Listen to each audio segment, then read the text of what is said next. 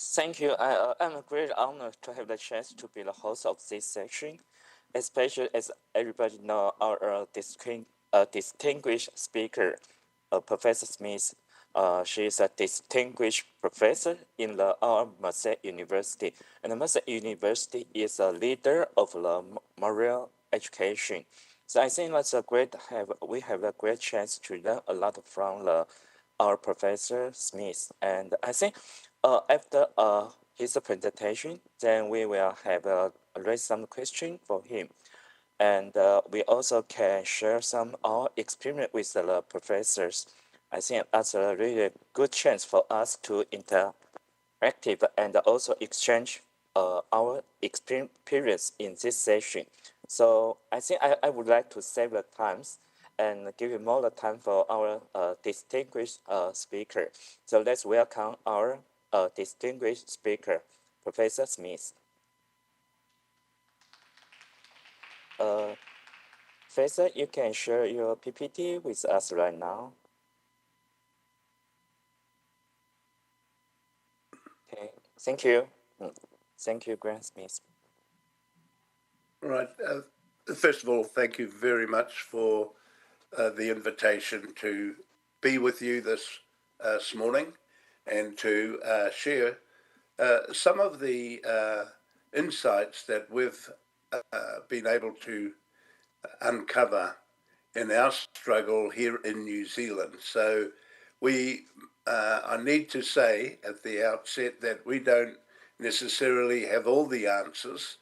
So I'm very much looking forward to also joining with others who are on this pathway, looking at ways in which we might respond to the learning needs of all of our communities in our particular national jurisdiction.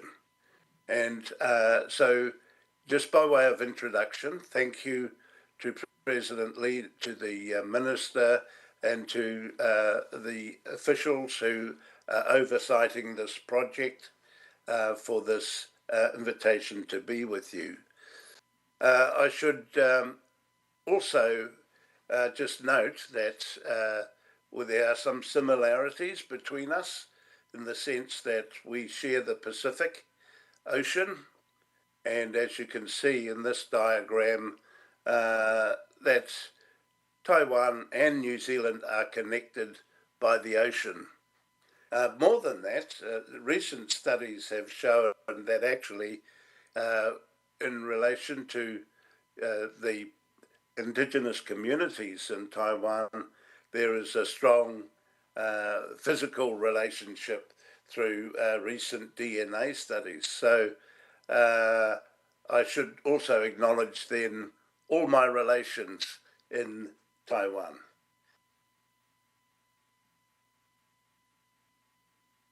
So I'm going to talk to the topic of the development of alternative teacher education in New Zealand. This development has not been easy because it has challenged the conservative ideas of what teacher training should be about. It has challenged the status quo. And so there has been significant resistance to the idea that there might be other ways of doing or undertaking teacher education. So my perspective is informed by my cultural background. I'm an Indigenous person. I come from 3 or 4 tribes, actually, 3 tribes in particular, and a 4th one, which is by marriage.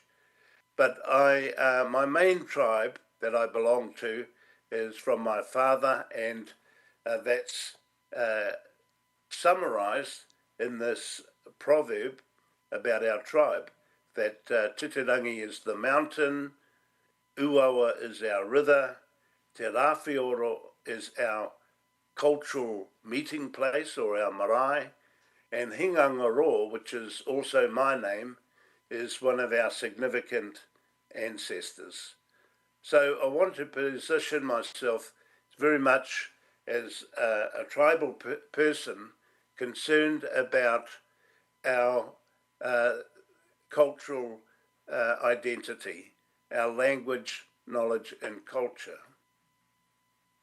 So I need to begin by saying, also positioning my academic stance. So I'm trying to, if you like, summarize a whole range of research that I've been involved in over many years. And I'm just going to make a couple of summary statements about my positionality in relation to my academic work. So my theory work is informed by practice. I do not speak about things that I have not done myself. I want to be able to show visibly the changes and the transformations that I've been talking about in my writings. And so I want to position myself within my work and to, so it's a challenge, if you like, just around research methodologies, because the accepted tradition is that you should be neutral, you should write in the third person and describe your research from a particular distance that is objective. And I want to say that from my cultural perspective, I argue against doing that, that my relations and my community expect me to own my words. They expect to see me in the center of my research. Because if I'm not owning my own words, they would challenge me as to say that I'm not really convinced about what I'm doing and about what my arguments are and so on. So the first key points I want to leave with you is about understanding my the way I do my research and the way in which I write and practice what I'm doing. Now I need to change my slide.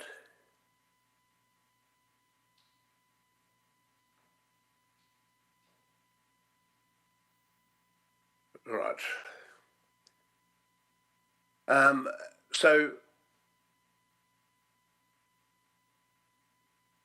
what I'm going to do today is to share some real stories about what has happened in New Zealand. And I've already said that I've put myself in the center of these stories, not because I'm showing off or it's about some honorific about myself. It's really about showing what I've called the blisters on my hands. That is, I'm not just describing what should happen, I'm actually doing it in practical terms. So a lot of the things that I'm going to talk about are actually showing things that I've been involved in and that we have done and that are working. So in this sense, I put great emphasis on practical applications and transforming outcomes. And as I've said, a good test of the way in which we apply this process is in the question I like to ask others who claim that they're doing transforming work is, show me the blisters on your hands. Show me the calluses from your practical application of what you're doing. So it's very practice oriented, and this part of this telling stories methodology has come from two scholars which I want to acknowledge. So the first one is Jenny Lee Morgan, who's a Maori Chinese student in New Zealand, who is a former student of mine from University of Auckland, and a colleague that I worked with in Canada when I was at University of British Columbia, Professor Joanne Archibald, and they talk very much about this whole theorizing of stories and story work as being a way to understand transforming outcomes.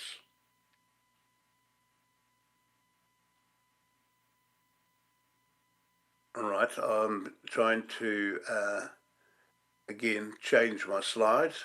There we go. So, quickly, an overview of the Maori context in New Zealand.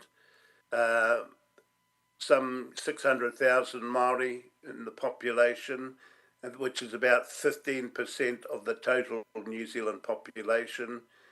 We have signed a treaty in 1840 when the British settlers first arrived, and so we signed an agreement, a treaty with the Queen of England at that time for guaranteeing particular rights to us and in exchange for sharing the land and the resources of our country. That treaty has been contentious over time because it has been only recently that it's been, as the word that we would use is honoured by the Crown of England, that they are living up to the expectations that are contained in the treaty. Maori experience wide and disproportionate levels of socio-economic underdevelopment compared to the settler population, non-Maori population, in most areas that you would like to name, whether it's health, housing, employment, wage levels, mortality rates, and so on.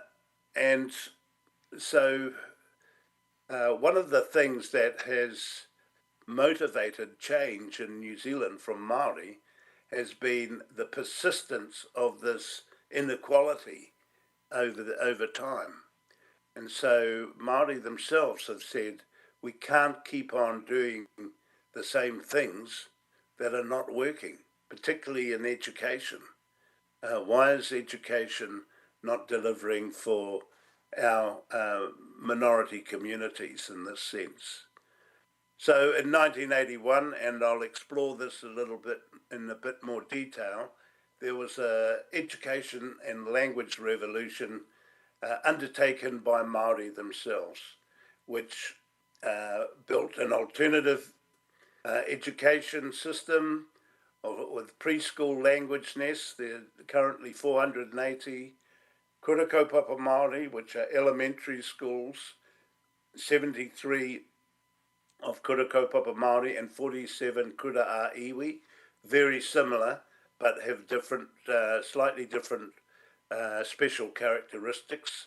That's the distinction between those two groups.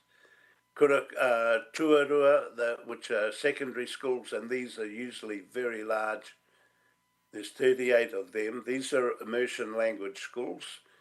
And then we have 3 tertiary institutions, higher education systems, one of which teaches right up to PhD level.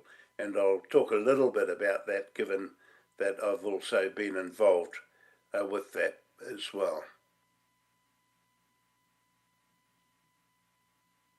Oops.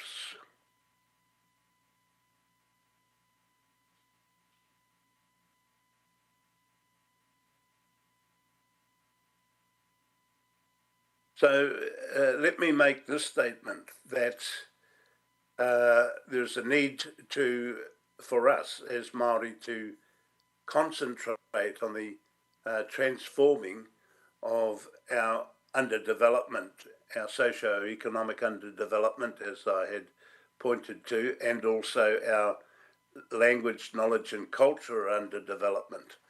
So I need to point out also that our language was dying out, that it was in the last throes of what linguists call language death. So we were in very dire straits in terms of preserving our language and our culture. So part of that revolution that I'm talking about was also driven by that cultural need. But the issue of persisting inequalities has also been front and centre in driving the change for developing alternative education in relation to Kurakopa Maori schools. So I make the statement that there's limited scope for sustainable transformation of our indigenous socio-economic underdevelopment without a prior or simultaneous education revolution. Those things, that's why education is an important site to struggle over.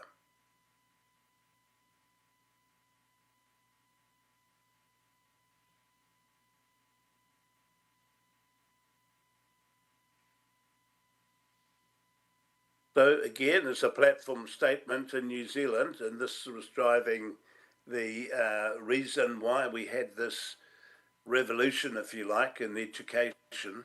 We understood as Maori that colonisation was not going away. Our colonisation and the negative or detrimental impacts of colonisation were persisting. And what we understood that colonisation more often just changed shape, and it was being developed over the top of us in different forms, and that we needed to understand how these new forms of colonisation were working and how we needed to develop new responses to overcoming the impact of these new forms of colonisation. Now, most of these new forms of colonisation have been part of the worldwide movement towards neoliberal economics, which has seen, if you like, cultural oppression and economic exploitation come together into forming these new shapes in colonisation. So very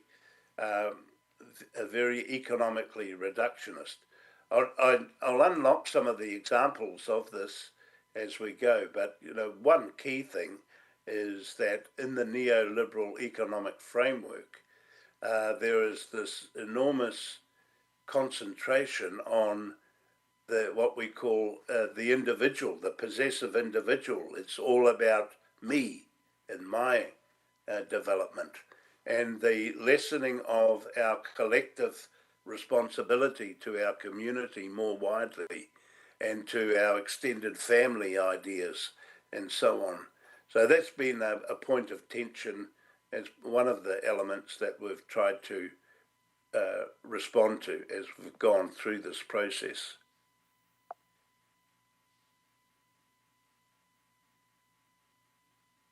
So I made the point before that colonisation isn't one struggle. But, our resistance or our change as an Indigenous community is not just to one site, not to one element. It's not just about curriculum. It's not just about teacher training. It's not just about pedagogy, but it's many sites need to be engaged with, often simultaneously. And even outside of education, it's not just about education, it's also about health, it's about housing, it's about incarceration rates, and a whole raft of contested sites where we're struggling for equity and for equal outcomes and so on.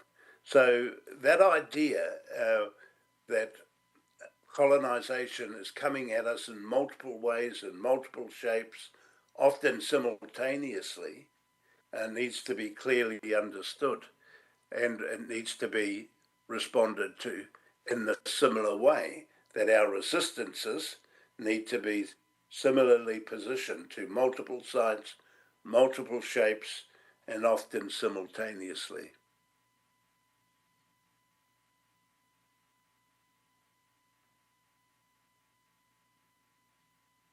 So the next point is that the revolution that occurred in the 1980s was very much about this as well, about taking account of colonization, that it was ongoing, that it was continuous, and that the detrimental impact of it needed to be arrested, needed to be stopped. So that once we understood that, we began to develop new strategies for engaging in education. And it also meant that we had to unlock some of the real issues that were problematic for us in schooling as it existed. So again, just reflecting on that colonization element, our colonization was very much British oriented, and that's reflected in most of the countries around the Pacific Rim have a statue of Captain Cook, who was one of the primary people who came to New Zealand from Britain, and as a result of that, settled New Zealand. But there are lots of different countries where we have similarities with them, given that their judicial system and their language and their culture is very similar to our own, that the culture of colonization is very similar. And a lot of that is shared in the notion of the Commonwealth, for example, the British Commonwealth.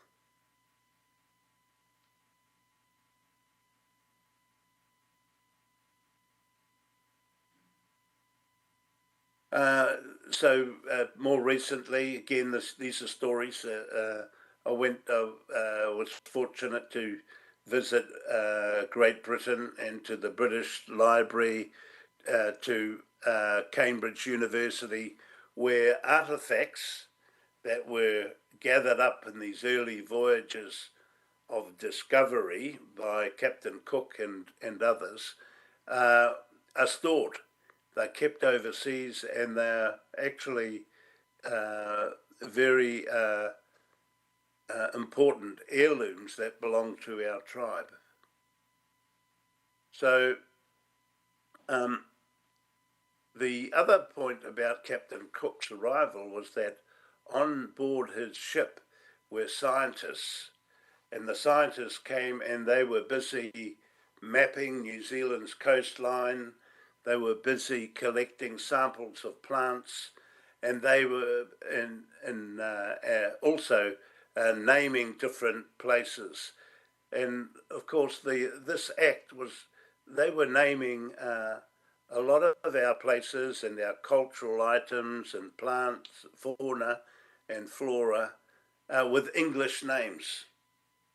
So if you can see, that's part of the colonizing process as well, because Maori were already here and had already developed names for these places, for the mountains, for the plants and so on. But as part of that process, they became locked into Western science. And over time, even today, in the universities, we struggle to sometimes get a proper recognition of our indigenous knowledge because the notion of science has been captured by those early settlers who renamed our world in those early voyages. So the next point is that schooling has always been a site for assimilation, and the reason for that is that was quite a deliberate initiative by the new settlers who came to New Zealand, and they were keen to assimilate Maori, thinking they were doing good for Maori by assimilating Maori as quickly as possible into becoming westernized citizens or European type citizens. And so they, within schooling, developed the dominance of non-Maori language, inserted and provided means by which they could reproduce their own knowledge, culture and interests on the one hand, so they made that important, but they also at the same time simultaneously made Maori knowledge and language as being of lesser importance. So these are quite subtle processes. Again, these are all things that the alternative education movement in New Zealand were struggling against. So in the early days, in the first settlement process, these schools were set up by missionaries, and Maori were very keen to seek education and to find out new knowledge. And at that stage were very open to learning, very excited about schooling. Over time, it became clear that these schools were very deliberate in what they were doing. So in these pictures you can see that Maori children, particularly young girls, were taught to work as housekeepers inside the big mansions of the non-Maori settlers. And young lads were taught to be farming assistants, to work on farms as labourers in on the farms to support, again, the settler population. So it was a very deliberate sort of movement. Teaching itself was very didactic in that it was very instructional. The teacher was at the front of the class. The teacher was the font of all knowledge.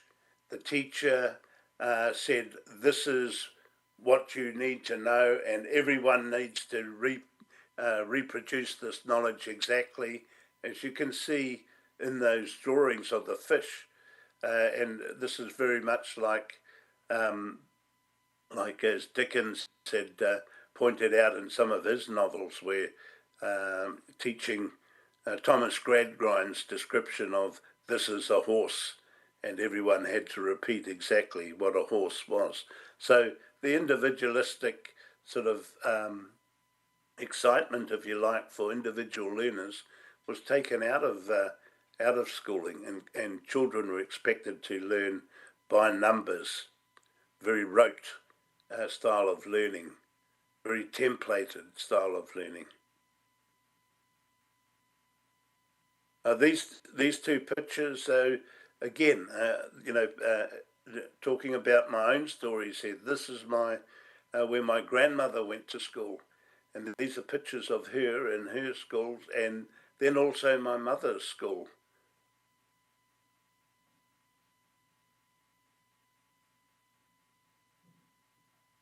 So just to summarise, the problematic of state schooling was very apparent, and it was, and when I went to school, it was very much a taken for granted sort of situation, and it was about assimilation. We experienced loss of language and culture, and the schools disconnected from the backgrounds that we experienced at home was very different from the expectations that were in the culture of the school. And there was a failure just generally of educating too many Maori kids for success. There was lots of failure. The theories that were apparent at the time were very deficit-oriented and, reinforced cultural inferiority. And of course, this all rounded out in this, what I call the socio-economic underdevelopment and inferiority. So in the 1980s, Maori began to make their voices heard, and began, and on the right there is a picture of Maori children who walked out of schooling in New Zealand because they were disappointed with what they were receiving as an education. Too much underdevelopment, too much failure.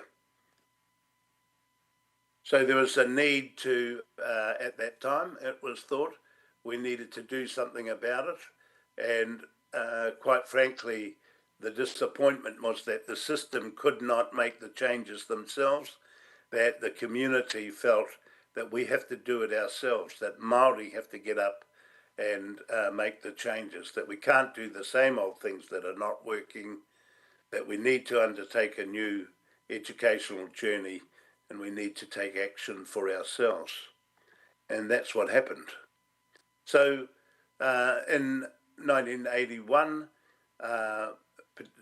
as a result of the underdevelopment of Maori language, we developed in the communities Hingangaroa preschool language nests, which were total immersion language nests.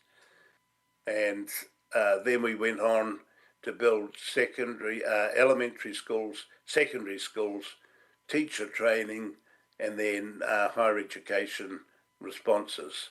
So the kaupapa Maori alternative education revolution that happened in 1981 had all of these outcomes going forward. Right, I'm just checking my time. Okay.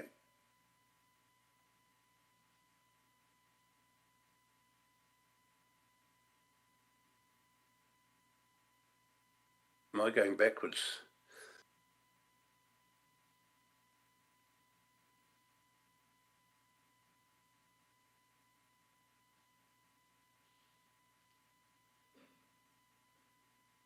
Right, so I've made this point that the learning underdevelopment, Maori language and economic inequalities, one of the big things we had to deal with was decolonising our own thinking.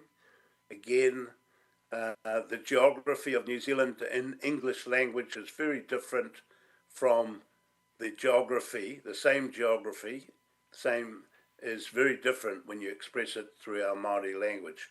One of those had been reinforced in schooling, and one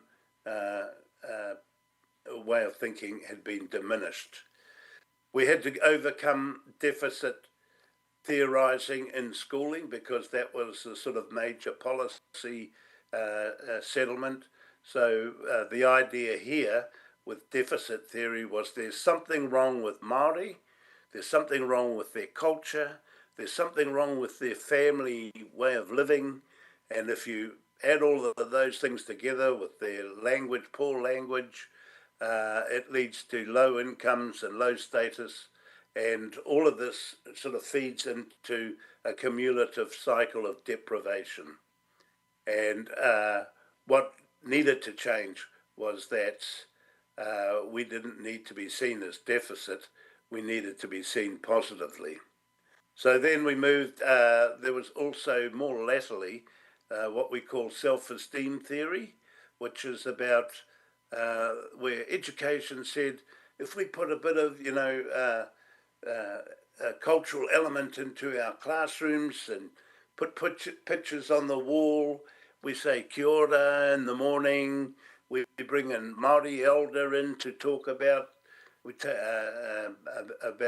some traditions, we take the kids to the museum to see the Maoris in the museum and so on, then that will help this sort of change, success in education.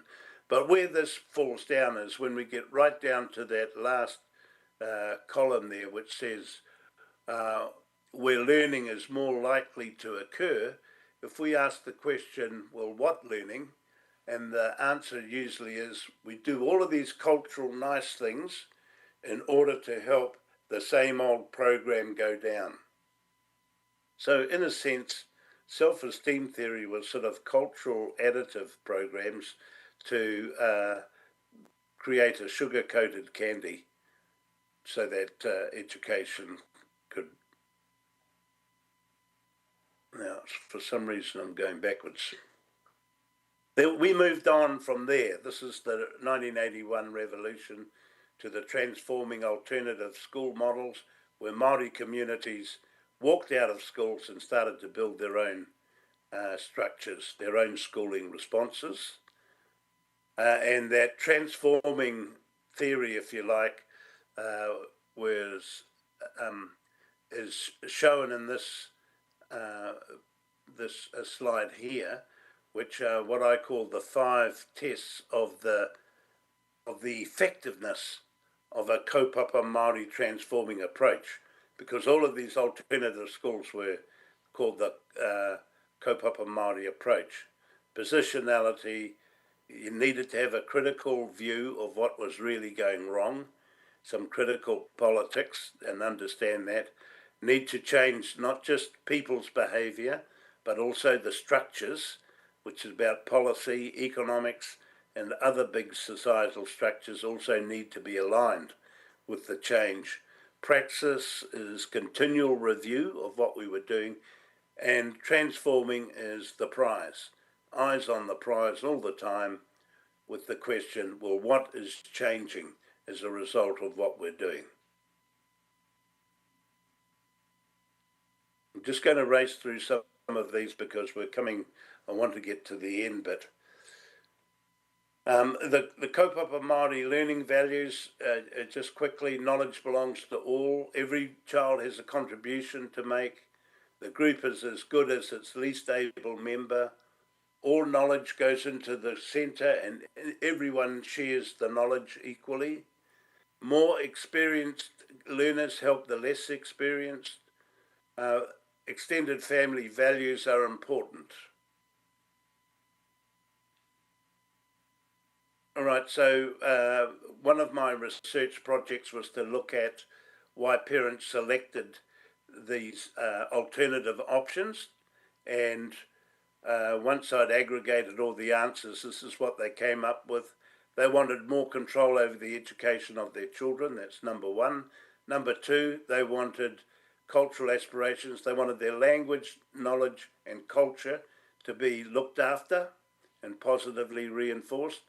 Culturally preferred ways of doing things. They wanted cultural pedagogies to be part of their learning. They wanted mediation of the socio-economic impediment. That is, parents said they didn't want their kids to be in low forms of employment as they were, like freezing works, truck drivers. They had bigger aspirations for them. Extended family structure and practice. So the whānau, that relationship, traditional values of supporting each other, of acting collectively as a whānau were very important. And a buy-in to a collective vision.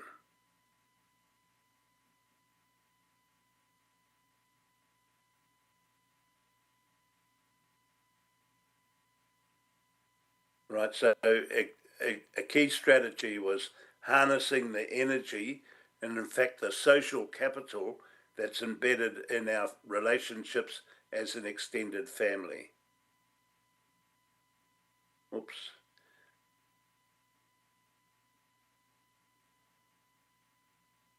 Right, I'm going to just move quickly through these next slides. They're just examples of some of this revolution of these alternative schools. And again, I'll just say I'm in a lot of these pictures. And again, that blisters on the hands. I was involved in starting some of these schools in alternative approaches. But, involving elders in the teaching of our kids, the teaching of parents as much as teaching the kids. So we were teaching parents language.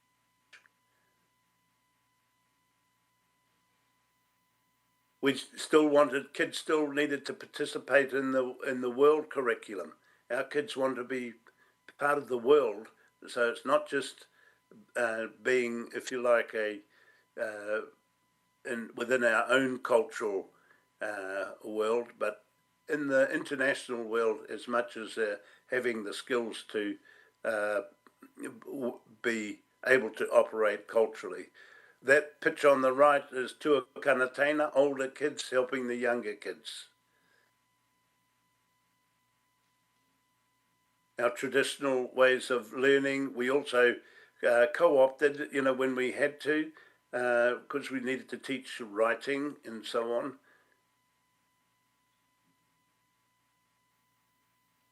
It said, again, our accountability processes were to our elders. That's a panel of of judicial officials who are testing our kids for language, because that's how we showed that we were actually meeting the expectations around language teaching. So there's a young woman who's now doctor and works at a university, who was in one of these early schools. That's a teacher education, the early teacher education program that we began. We had to change the Act at Parliament to start to cater for these new changes. And all of that was fantastic, but all of these preschools, elementary schools and wānanga and so on were fantastic elements, but the real revolution that occurred in the 1980s wasn't these wonderful visible packages of the schools. The real revolution that occurred in the 1980s was a change of thinking, change of mindset by Maori. Instead of waiting for others to make the change for us, getting up and doing the change for ourselves. And in doing that, it meant that we had to understand how schools worked and how they didn't work in order to make changes that would in fact work. So here's just quickly a number of successful students from my very first class, one of the first classes. But I'll just show that. Sorry, just show that slide, because again, this is not just leaving kids. These kids were successful. So the implications for teacher education are that we had to build our own teacher education service as well. And where I work now, we have a Te Aho Tātai Rangi Kura Kaupapa Māori teacher education training. I'm not involved in that, actually. Other staff members are, but I can describe, because I do some odd teaching in there. But this is a teaching that's coordinated, a teaching course that's coordinating with the community group who oversee all of these alternative initiatives. So it works inside the university and outside of the university with the community group. It teaches, the programs teach with what we call live-ins or institution-based set periods. So they come in for 3 weeks and live in and do in-house learning, and then they're placed in schools, and they're working with schools in mentor situations, and also working online with tutors, and also tutors who visit them for face-to-face.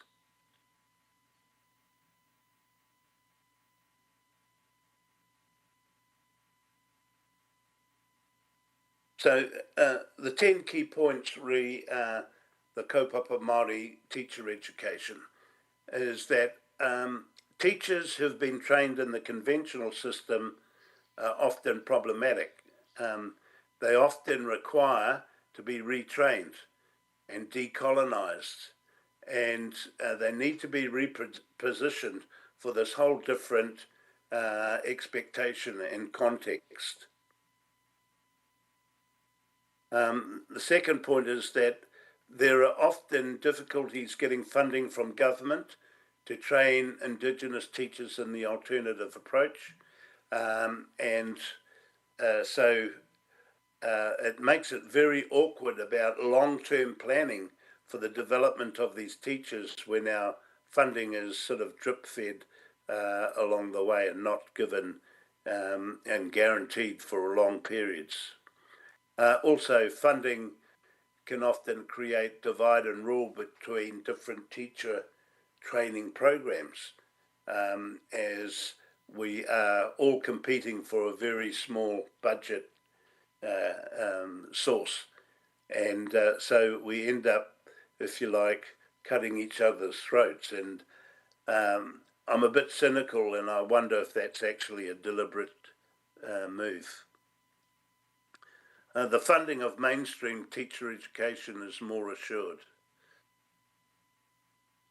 So again, the structural inequities that work against the interests of this program, it's the drip feeding of funding.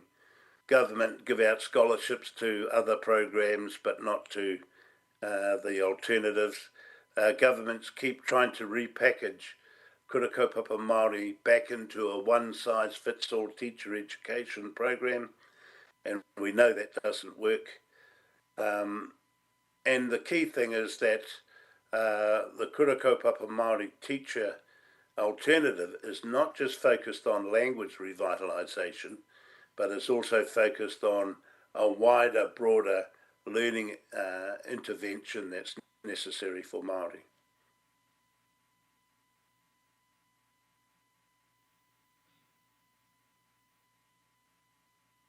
The philosophy of the schools is actually part of an educational act now. When our trainees, once they finish their 3-year degree, they still have to be registered or licensed to teach by the Teacher Education Authority. The demand for kaupapa Māori teachers exceeds our ability to supply them, so there's heaps of openings for teachers of Māori language. And all of our teacher trainees need to be competent and have a level of fluency as training is delivered. The training itself is delivered through the medium of Māori language.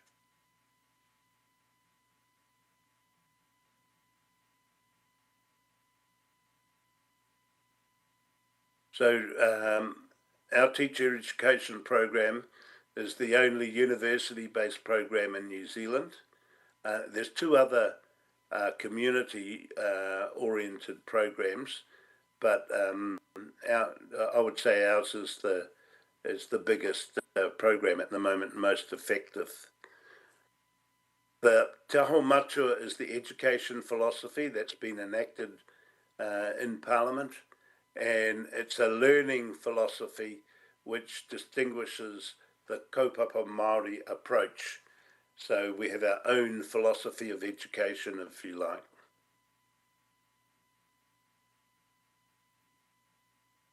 So again, the learning values of the kaupapa Māori learning environment are embedded in the whole teacher education program. So we're actually modelling how these values work. All knowledge in the middle, everyone takes what they need. Oldest or more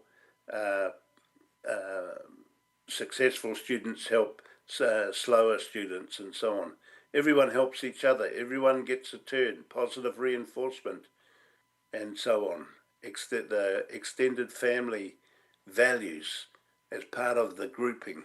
So we emphasize collectivity rather than individualism.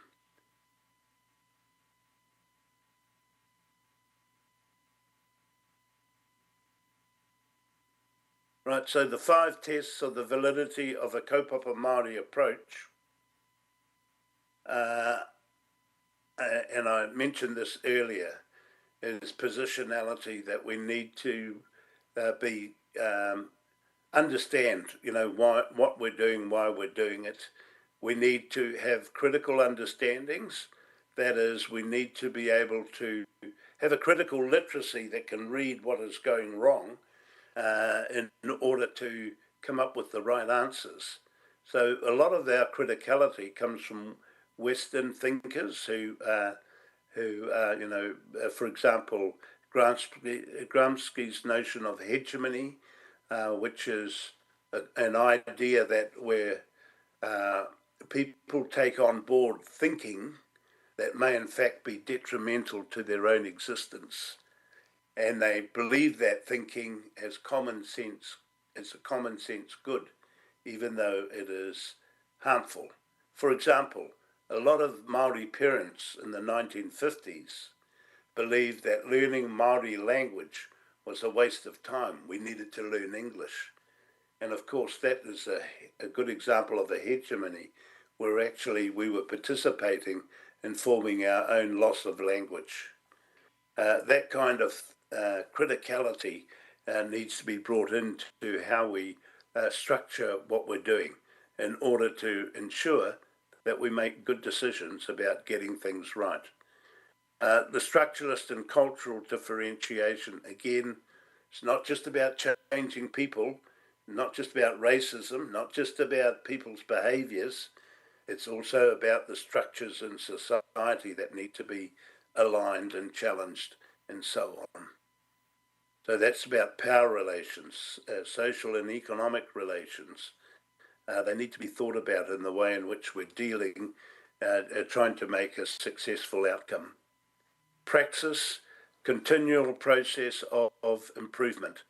So we continually reflect on what we're doing. We appreciate the incremental gains that we're making, but we know that we need to continually to improve. Part of that is also being responsive to the changing context of and climate in which we're trying to exist. And again, the transforming outcome is always significant and important. Some more pictures of some of the staff in this program. And then, so a lot of my time was spent in building a tertiary education institution, being part of that. So Te Whare Wānanga o Awanuiarangi teaches all the way through to doctorate level. So the last point I want to leave with you is that in New Zealand it is now possible to complete a total schooling and education from preschool all the way through to a PhD through the medium of Maori language. That has been the revolution that's occurred in New Zealand. So I'm going to say thank you very much and just leave that there and come back for questions. Okay, thank you, Professor Smith gave us the 40 minutes speech. 那接下来我就用中文，因为刚大会讲说，其实我可以用中文跟大家讲哈。那很抱歉，我今天原来应该是要到现场，但是因为今天同时我在承办一个原住民大专院校，就是我们东区跟专科区的大专学校的原住民学生资源中心的一个年度成果展。那今天是在高雄办理。那我之所以要提到这个部分，其实是这几年来我们政府非常重视原住民族教育。那刚刚听到Professor Smith 的演讲，其实有很多的东西，他所提到的东西，在台湾几乎也是同步在做，或者是稍微的慢了几年在做哈。那我想最基本上我们都会开始重视原住民族的教育，最主要是刚刚 Professor Smith 提到的一件事情，就是过往的殖民化教育其实让我们的原住民族的语言文化都消失掉了，所以有感于语言跟文化的重要性，所以其实我们都开始逐步的希望族语跟文化能够在学校教育里面实践。但是现今来讲，其实有太多形式的殖民化的形式出现。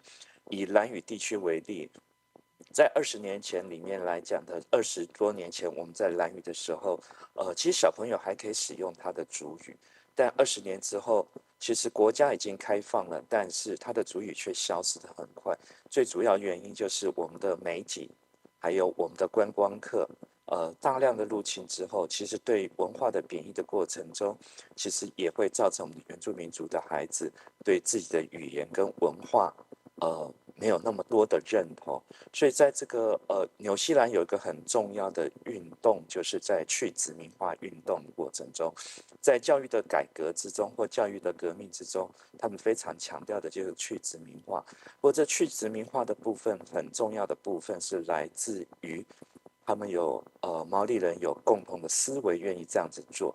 那我们当前其实在台湾遇到比较大的课题是，当我们在推动原住民族教育的时候，同时这种殖民化的部分会影响到很多的家长，他会担心我们的孩子在学业上的表现会不会失去跟主流社会的表现啊，就是怕会担心优势。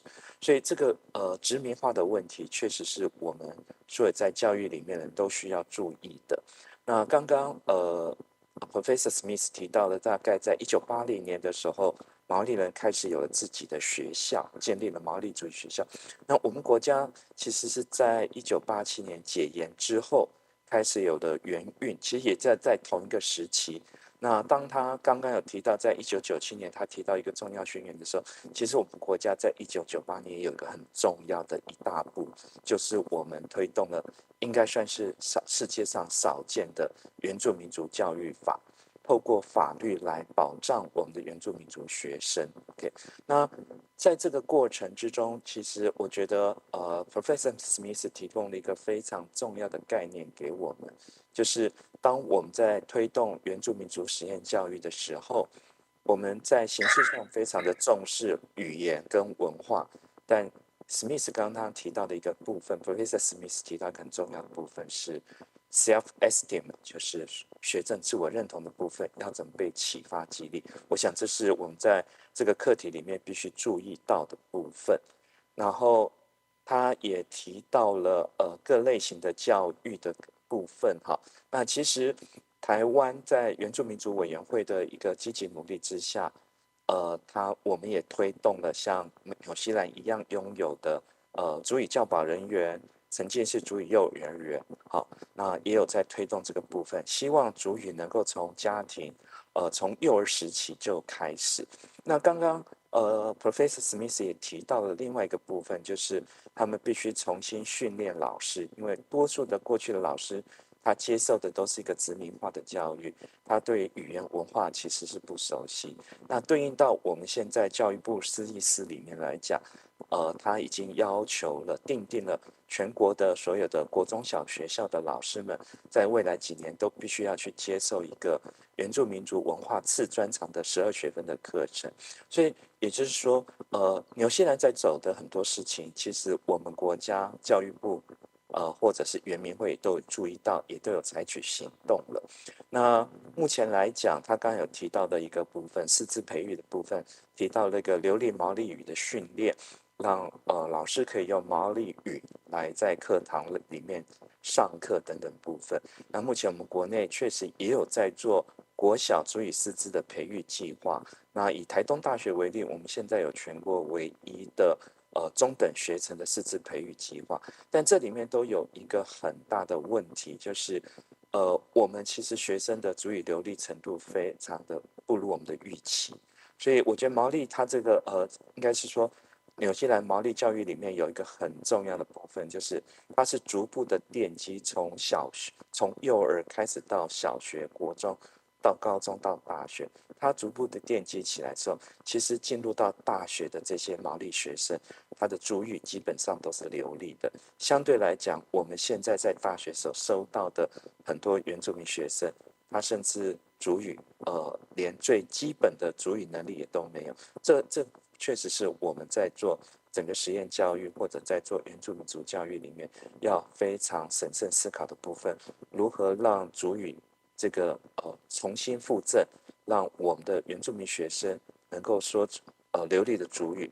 当有说流利族语的人进来之后，在师资培育系统里面，我们才可能建立像纽西兰这么完整的一个毛利教育的师资培育系统，甚至他们已经进入到高等教育。那我觉得高等教育，尤其是博士班这一块的训练特别的重要，因为有这些人有充分的原住民族的博士级，尤其是在教育里面之后，他后续才能够对我们整体的教育进行更有效率、更有效的一个改革。最后，其实我要非常感谢 Professor Smith 的他的研究，他其实一直都是以原住民的知识为本位。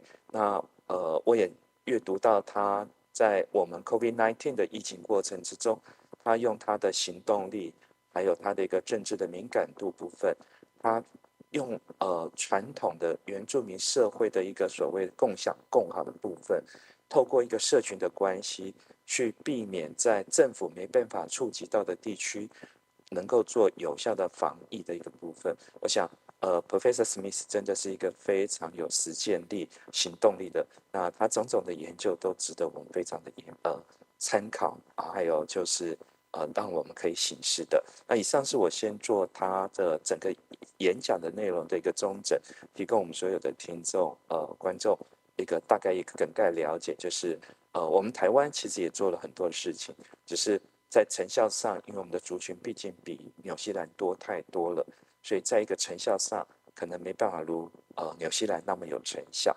那以上提供大家参考。那接下来我们是开放点时间，让我们的现场的观众有问题的话可以提问 Professor Smith。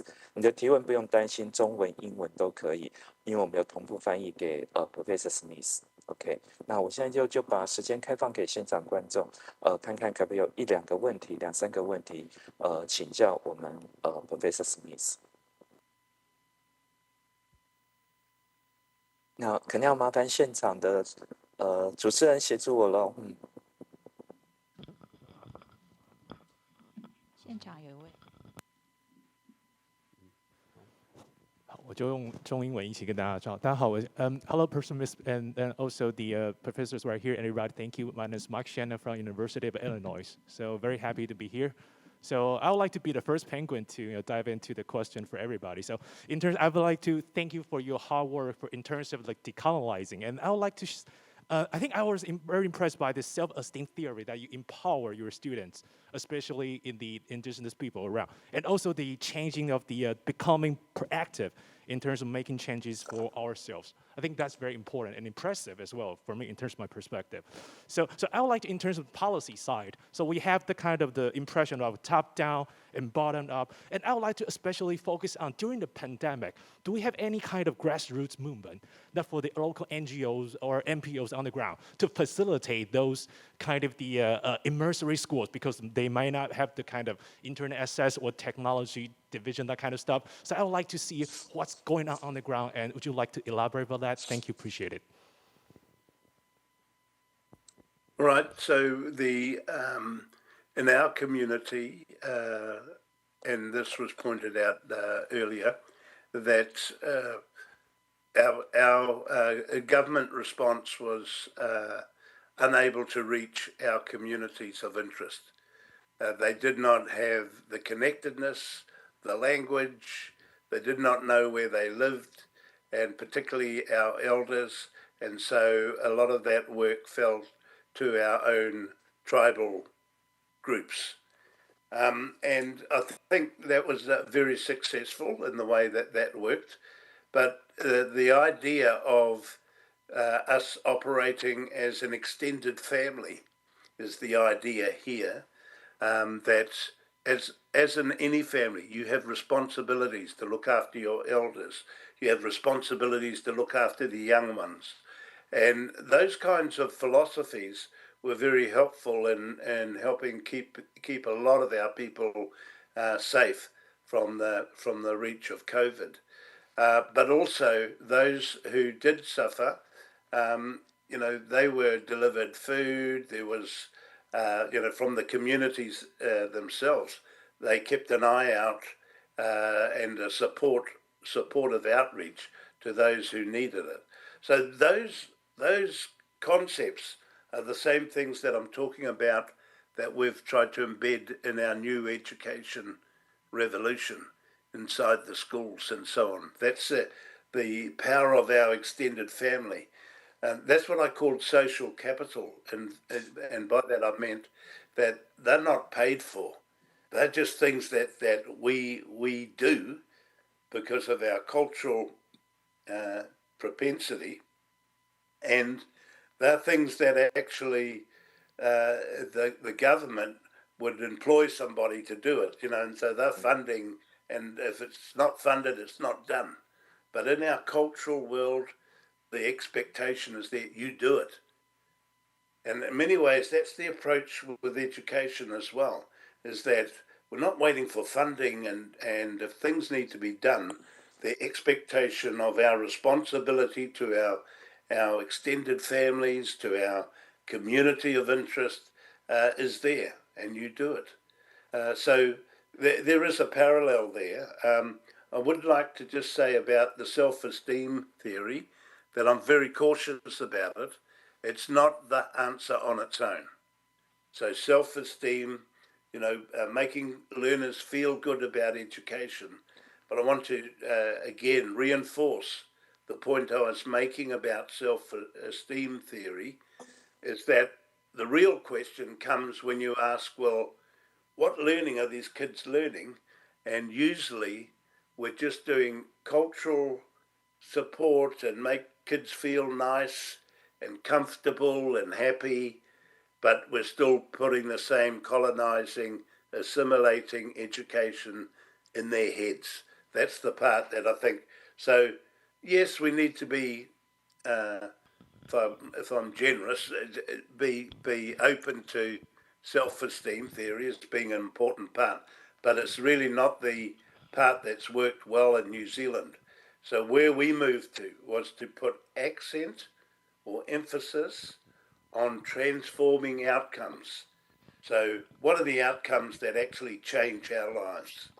What are the outcomes that change our kids in terms of learning success more generally? What are the change outcomes that help our kids to be reinforced as cultural beings, as they're having their culture reinforced? Now, having said that, I really need to say that we've gone the whole full circle in New Zealand. We've come to the point now where the government is very much on side and I think doing a lot of things now to support the development and success of the alternatives. But it's been very slow in coming. And those issues about competing for minimal resources and so on are real issues that are, that are locked in to different governments. Whoever's in control, they have different perspectives around these issues. But for the most part, I would say that our country is better off, that in our revolution, no one died. People are a lot happier. People, we have Maori programs on television now. Our morning presenters all speak Maori to some extent on the news. The country is changing for the better. And as I say, it's been a long way round, even to the point now where at the UN, the United Nations, New Zealand government takes responsibility for developing this wonderful change, when in actual fact I would argue that a lot of that change came from Maori communities themselves. But that doesn't matter, as long as what's important is that we have a good outcome, that kids are learning at school, that they're happy, that that our communities are enhanced and feel better about the country and our identity. Yes. 好 ，Thank you, Professor Smith,